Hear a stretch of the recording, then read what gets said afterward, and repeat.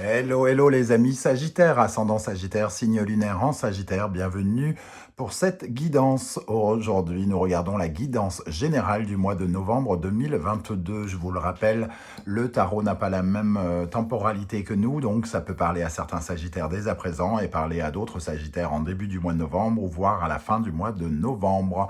N'hésitez pas à revenir sur ce tirage s'il ne vous parle pas trop ces jours-ci. Je vous rappelle que c'est un tirage général qui ne va pas parler de toute façon à tous les Sagittaires de la même façon. Donc prenez bien les messages avec beaucoup de discernement. Ne prenez que ce qui vibre avec ce que vous vivez actuellement. N'hésitez pas à faire votre propre lecture intuitive. Peut-être que vous aurez l'impression de recevoir d'autres messages. N'hésitez pas à les prendre. Je vous invite, comme d'habitude, à regarder la vidéo de votre signe lunaire et de votre signe ascendant pour avoir des compléments d'information et pourquoi pas recevoir d'autres messages. N'hésitez pas aussi à adapter mon vocabulaire pour qu'il corresponde à votre situation. Je vous rappelle qu'en sous la barre d'infos, là, dans la barre d'infos, vous trouverez mon adresse email pour ceux qui désirent des renseignements pour les tirages personnalisés. Vous trouverez également différents liens qui vous mèneront vers les guidances que j'ai effectuées récemment pour le signe du Sagittaire, comme la guidance trimestrielle de l'automne que j'ai mis à votre disposition et également la guidance, la bonne surprise qui vous attend en novembre. Voilà, on va pouvoir commencer avec l'énergie principale qui vous accompagne ce mois-ci, les amis Sagittaires, et nous avons l'ermite. Avec l'ermite, on nous parle de quelque chose qui est plutôt en termes d'introspection. Hein. Avec l'ermite, on parle de prudence et le temps fait son œuvre. Hein. C'est le temps, l'avertissement du destin, une certaine forme de solitude, une prise de recul, une prise de distance par rapport à des événements qui nous permet de réfléchir avec beaucoup de sagesse, comme si on observait notre parcours, notre passé, pour mieux éclairer pas à pas notre futur. Donc ici, on vous voit peut-être réfléchir, hein, rechercher quelque chose, chercher la lumière quelque part sur vous et peut-être sur votre identité par rapport à ce que vous vivez actuellement. Vous avez besoin peut-être de trouver des éclaircissements et vous cherchez ces éclaircissements pour éclairer votre vie professionnelle, votre vie sentimentale par exemple, votre vie familiale ou autre. Cet ermite, il fait un peu le bilan peut-être d'une situation pour essayer d'en extriquer le maximum d'essence positive pour pouvoir avancer. Alors, on va regarder maintenant votre état. On va commencer par la première colonne, comme d'habitude, et la deuxième viendra préciser la première. Quel sera votre état d'esprit en novembre, les amis Sagittaires? La roue de fortune. Donc, la roue de fortune précise que vous voulez changer des choses et vous voulez surtout redémarrer quelque chose. Hein. La roue de fortune, elle parle de tourner un cran de cette roue de fortune et donc d'aller vers un démarrage. 10, ça correspond à l'énergie du battleur. 1 plus 0 est égal au battleur. Donc, vous avez sans doute envie de transformer des choses pour commencer. Donc, peut-être que vous avez une réflexion sur ce nouveau départ sentimental, ce nouveau départ professionnel, par exemple. Quelle est votre priorité ou votre principal centre de préoccupation en novembre? La justice.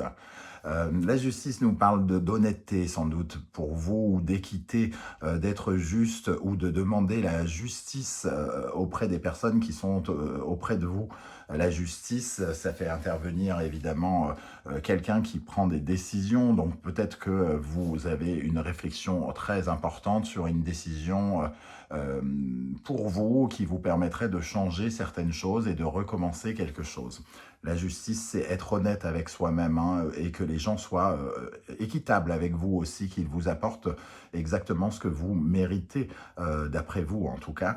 Cette justice, elle peut aussi parler pour certains de procès, de tribunal, de tribunaux, pardon, ou de documents juridiques ou administratifs qui vous permettraient peut-être de recevoir, de pouvoir effectuer un changement dans votre vie.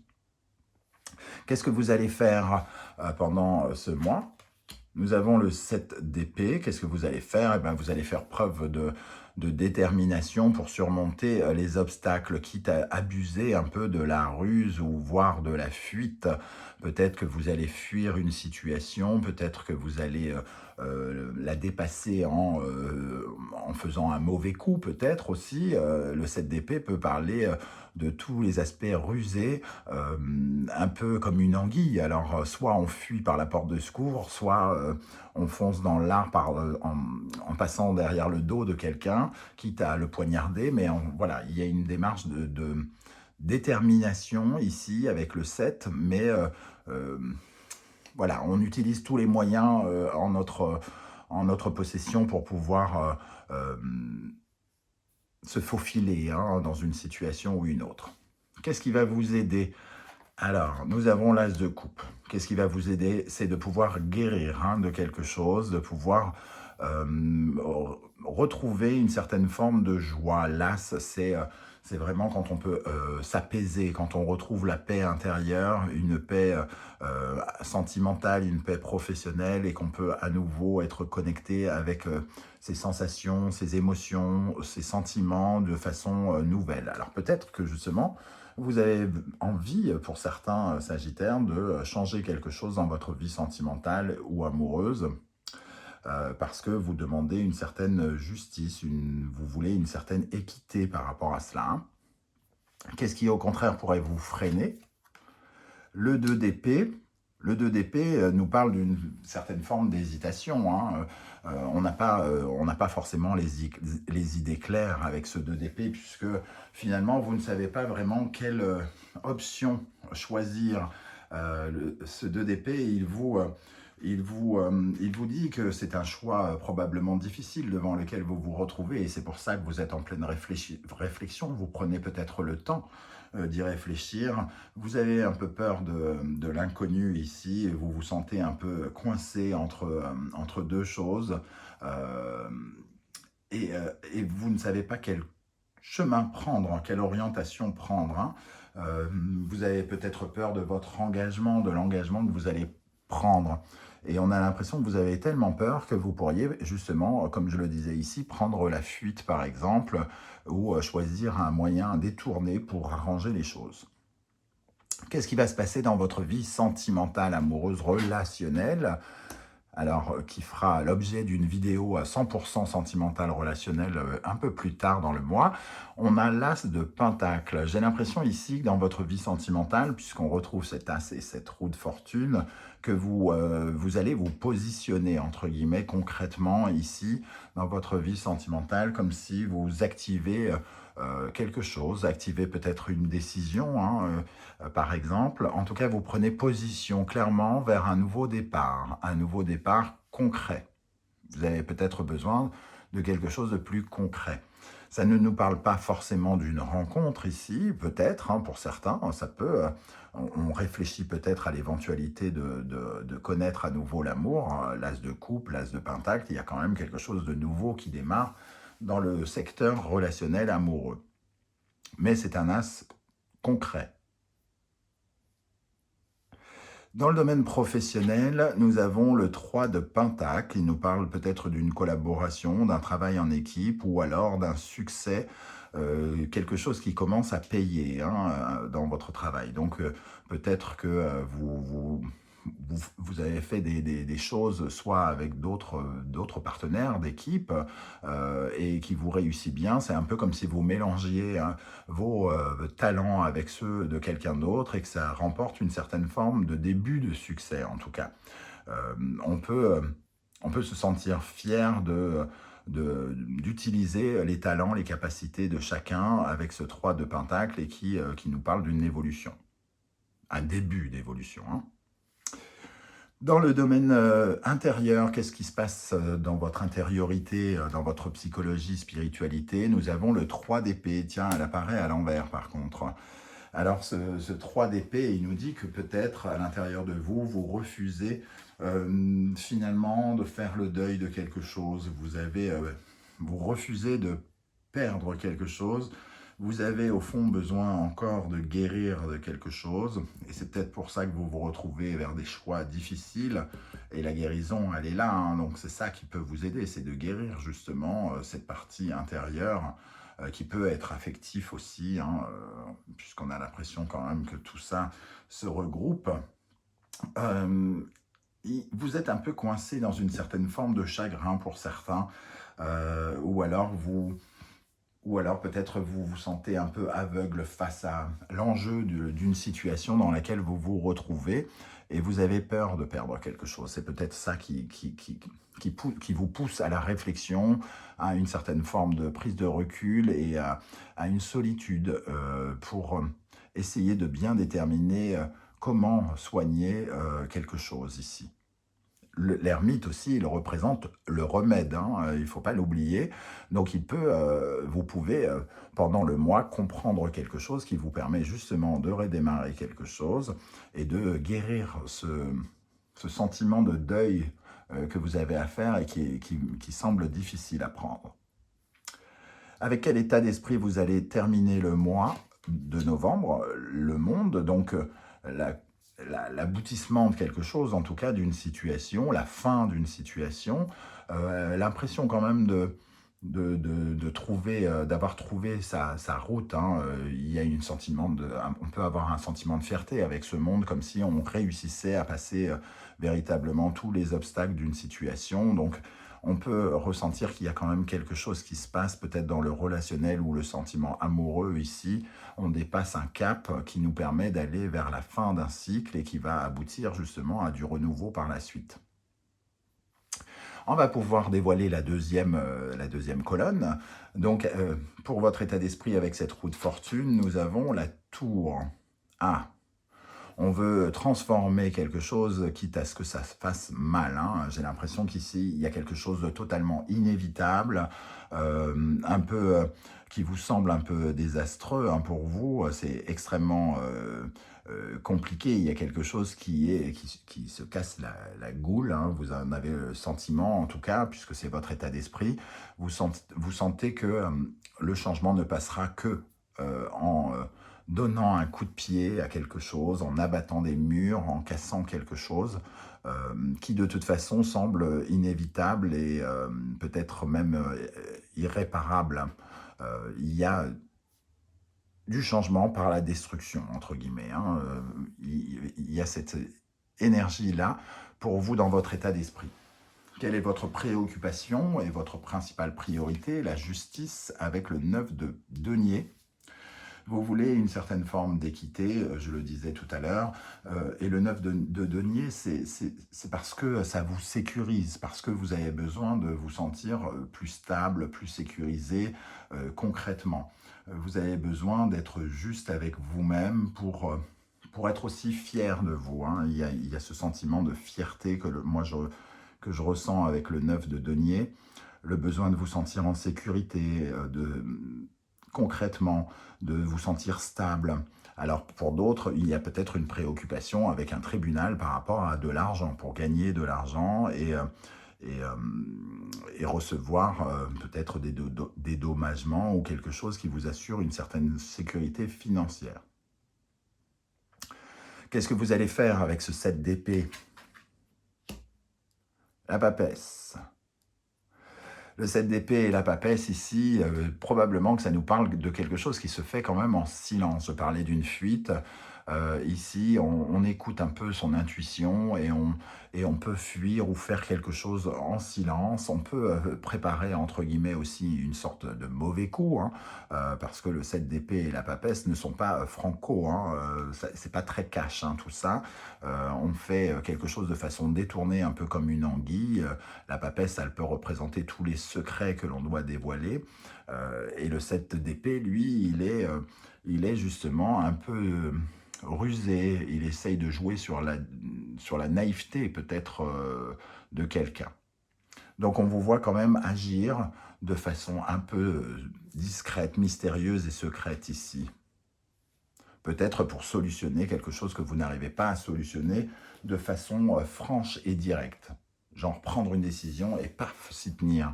Ici, peut-être que, par exemple, si on parle du sentimental, vous enlevez le numéro de la personne impliquée de votre téléphone, vous faites quelque chose en fuyant pour ne plus avoir à être confronté à cette personne, par exemple, sans lui dire. Ok. Qu'est-ce qui va vous aider avec l'as de coupe? Le roi d'épée. Je parlais de guérison et ici, on ressent l'énergie de prendre une décision. La décision, elle est là, hein, c'est votre principale priorité. Vous avez une décision à prendre pour votre confort, mais aussi pour votre guérison ici, pour vous sentir mieux d'un point de vue relationnel, amoureux, émotionnel. Une décision importante qui implique sans doute votre intériorité ici, de passer un cap, une décision à prendre probablement sur un deuil à faire. C'est ce que je ressens en tout cas par rapport à cela. Ça ne parlera pas à tout le monde évidemment, donc adaptez mon vocabulaire, hein, ne l'oubliez pas. Mais ici, il y a une décision importante qui vous permet de guérir quelque chose. Qu'est-ce qui va vous freiner avec ce 2 d'épée? L'impératrice. L'impératrice, quelque part, c'est une situation où vous vous sentez un peu stérile, incapable de prendre des décisions, incapable d'être dans l'abondance, la prospérité, donc incapable de visualiser l'avenir que vous pourriez avoir après avoir pris cette décision. Donc, vous vous sentez incapable de faire éclore, entre guillemets, une partie de vous positive ou quelque chose comme ça. Il y a une certaine forme de fragilité, de superficialité dans le fait de prendre cette décision qui vous semble extrêmement difficile et qui vous donne le sentiment que de toute façon, quoi que vous fassiez, il n'y a peut-être rien, comme s'il ne poussera plus jamais d'herbe sur vos terres, hein, ici. C'est ce que vous ressentez probablement. Dans le domaine sentimental, ça va nous intéresser ici parce que j'ai l'impression pour beaucoup, ça peut parler de relationnel ou d'amour. Nous avons le pendu, donc on prend position par rapport à quelque chose qui est stagnant, qui est bloqué, par rapport au fait d'être de toute façon un peu peut-être sacrifié. On prend position sans peut-être la prendre totalement avec ce pendu. Le pendu nous oblige à avoir un autre regard. Alors peut-être que vous prenez position parce que vous arrivez à lâcher prise sur quelque chose aussi. Le pendu, il nous parle de ce besoin de se dire qu'on ne peut pas tout contrôler, hein. Et il peut être aussi que finalement, il nous parle aussi d'une certaine forme de désillusion. On prend position parce qu'on se sent déçu de quelque chose. Euh, Ça ne correspond pas aux vœux que l'on espérait et on espère ici avoir d'autres vœux, que des choses nous arrivent, que de nouvelles choses nous arrivent sans avoir à être vraiment dans le contrôle. Ok, je ne sais pas trop comment ça va vous parler ici, hein. Dans le domaine professionnel, avec le 3 de Pentacle, nous avons l'énergie du 2 de bâton. Donc, on voit une certaine forme de travail en équipe, peut-être, ou un début de succès qui demande à faire des plans, qui vous demande à faire des choix également ici. Peut-être qu'avec vos partenariats ici, il y a des discussions, comme un débat pour savoir comment on avance sur un projet. Le 2 de bâton, je pense qu'on devrait faire ci, et l'autre vous dit je ne suis pas sûr, on devrait peut-être faire ça. Donc on débat sur la suite à donner. Et alors peut-être que c'est un travail seul, hein, que vous faites, vous essayez de vous influencer pour savoir quel est le plan que vous devez suivre pour avoir encore une meilleure réussite. Dans le domaine intérieur, avec ce 3 d'épée inversé, nous avons le 4 de coupe. On parlait de la problématique de faire un deuil ici, le refus de faire un deuil. Et le 4 de coupe nous parle de la désillusion, de la déception, de la frustration. Vous êtes frustré parce que peut-être que quelque chose ne vous appartient pas ici, hein, avec ce pendu. Et que vous ne pouvez rien faire d'autre peut-être. Vous n'avez pas d'autre choix que... vous êtes déçu, vous sentez que la perte de quelque chose est officieuse ou officielle et que vous ne savez pas comment rattraper les choses. Et comme vous ne savez pas comment rattraper les choses, vous fuyez. Ok, avec quelle énergie vous terminez avec le monde? On parlait d'un aboutissement, de la fin de quelque chose euh, qui aboutit sur un nouveau cycle qui s'ouvre et le 8 de coupe justement nous parle de changement émotionnel et qui se recoupe avec le besoin de guérir quelque chose dans l'émotionnel, dans le relationnel, dans l'amour, dans l'amitié. Le 8 de coupe nous parle d'insatisfaction et du besoin d'aller chercher le bonheur ailleurs, hein. Donc ici, on arrive en fin de course par rapport à quelque chose. On a besoin de chercher des vibrations autrement, ailleurs, par rapport à ces émotions. De laisser derrière soi quelque chose, de laisser quelque chose dans le passé. Voilà les amis Sagittaires, comment ça me parle ce tirage. N'hésitez pas à me dire comment ça vibre avec ce que vous vivez, hein. Moi, ce qui m'intéresse, c'est de savoir comment mon tirage sur YouTube extra général, vraiment très très général, qui parle à tous les Sagittaires en même temps qui pourraient regarder cette vidéo, comment elle vous parle à vous derrière votre écran de téléphone ou d'ordinateur. C'est toujours très intéressant de voir comment ça vibre avec vous. Merci en tout cas pour tous vos commentaires. N'hésitez surtout pas à liker, hein, c'est très important pour moi, pour avoir plus de visibilité sur YouTube. Si vous n'êtes pas encore abonné, n'hésitez pas à le faire pour recevoir des notifications de mes vidéos quand elles sortent. Et voilà, eh bien, merci à tous, merci pour vos likes, vos encouragements et aussi pour ceux qui ont fait un don par l'intermédiaire du Superphinx qui se trouve sous la vidéo. On se retrouve très très bientôt pour une vidéo consacrée au message de vos guides. En attendant, prenez soin de vous. Merci d'être là les Sagittaires et à bientôt. Ciao, ciao.